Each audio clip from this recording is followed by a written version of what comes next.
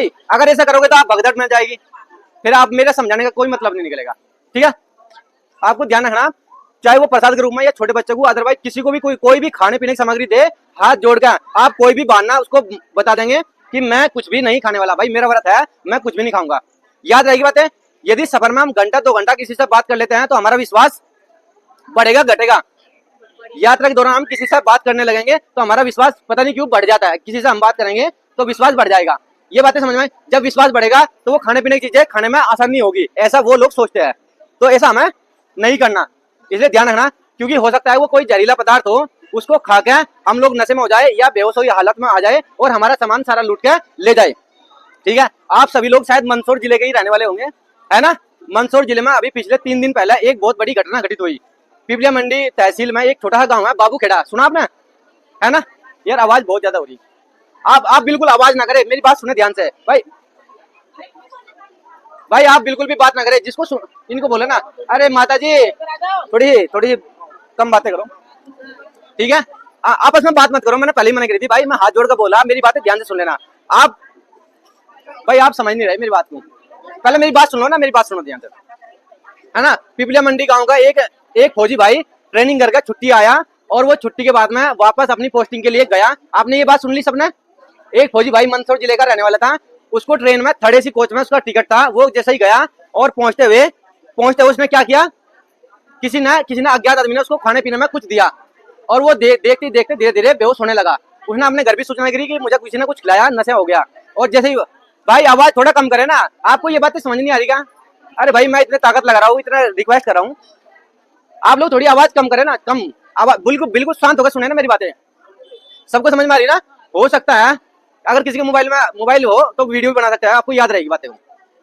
ठीक है, उसने नशे में कुछ खाया, वो नशे में उसको खाने में मिला कर कुछ दिया, उसको नशा हो गया, बेहोश हो गया, और बेहोश होकर जब स्टेशन पर उतरा तो वो वहीं गिर गया, और गिरने के बाद में उसको हॉस्पिटल ले जाया गया और वहां पर डॉक्टर ने उसको मृत घोषित कर दिया। तो ये बहुत बड़ी घटना थी ना, आपने समझ में आ गई ना आपको। इस समय क्या सीख मिली, इस समय सीख मिली, बताओ क्या सीख मिली, इस समय क्या सीख मिली। भाई अगर हम किसी से खाना पीना खाया और हम बेहोश हो गए और हमें बाद में होश आया, हमारा सामान सारा लूट के लेके चला गया, तो इस समय सबक मिला दूसरे लोगों को भी और हमें भी कि किसी भी अनजान आदमी से खाने पीने की चीजें कभी नहीं लेनी चाहिए। याद रहेगी बातें सबको याद रहेगी ना, छोटे बच्चे सबको याद रहेगी।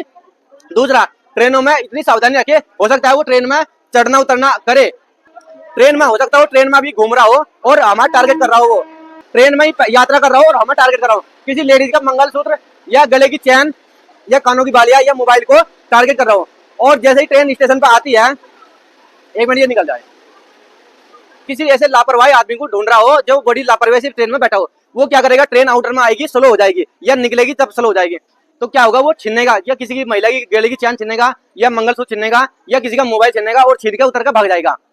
ऐसे आपको ट्रेनों में सावधान रहना है। और यदि कभी भगवान न करे आपको पुलिस की मदद पड़े, हम तो ये कह रहे हैं कभी आपको पुलिस की मदद न पड़े, आप लोग इतने सावधान पहले से कर रहे, यदि आपको पुलिस की जरूरत पड़ेगी तो आपको रेलवे हेल्पलाइन नंबर किस पे डायल करना, 139 पे कॉल करके आपको सूचना देनी।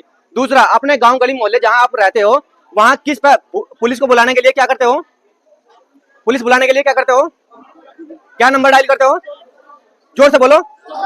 100 नंबर। आप नाश्ता नहीं किया आपने, किसने हाथ उठाओ, किसने नाश्ता नहीं किया। अरे ये तो मुझे भारी पड़ जाएगा यार। तो सबको ध्यान रखना, 100 नंबर पर भी कॉल कर सकते हो, 139 नंबर 139 पर कॉल करके अपनी सूचना देनी, अपने बारे में बताना। यदि कोई घटना घटित हो गई तो आपको बताना है, समझाना है। ठीक है, आप लोग इतनी सावधानी रखेंगे, है ना। मैं दोबारा से रिपीट करता हूँ, एक ही लाइन में रिपीट करता हूँ, सब लोग ध्यान से सुनना, जिन लोगों ने नहीं सुना ना वो ध्यान से सुनना। ट्रेन जब स्टेशन पे आकर खड़ी होती है, हमें सावधानी रखनी, बड़े अपने छोटे बच्चों की, अपने सामान की, है ना, अपने गले में जो हम लोग चीजें पहने हुए हैं, अपना सामान, मोबाइल, पर्स, सबका ध्यान रखते हुए, है ना, ट्रेन में चढ़ना उतरना करे। दूसरा, ट्रेन में बार बार चढ़ना उतरना ना करे और किसी भी अनजान आदमी से खाने पीने की चीजें ना ले, अपने मन से कभी चैन पुलिंग ना करे, वो भी अपराध है। और गेट के पास में बड़ी सावधानी से बैठे। ठीक है, यदि रेलवे हेल्पलाइन की जरूरत पड़े आपको तो 139 पे कॉल करके आप उसकी सूचना जरूर देवे। आपको बातें समझ में आ गई सबको, अब ये बातें आपको याद रहेगी।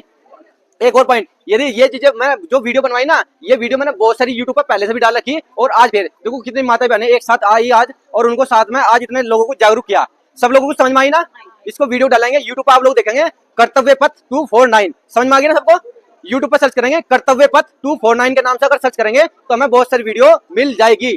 ठीक है, उसमें छोटी छोटी वीडियो भी है और 3-3 4-4 मिनट की वीडियो भी है, जो हम लोग देखते हैं ना दिन भर में, जो हमारे साथ में घटनाएं होती है, वो सारी चीजें आ जाएगी। ये बातें समझ में आएगी सबको?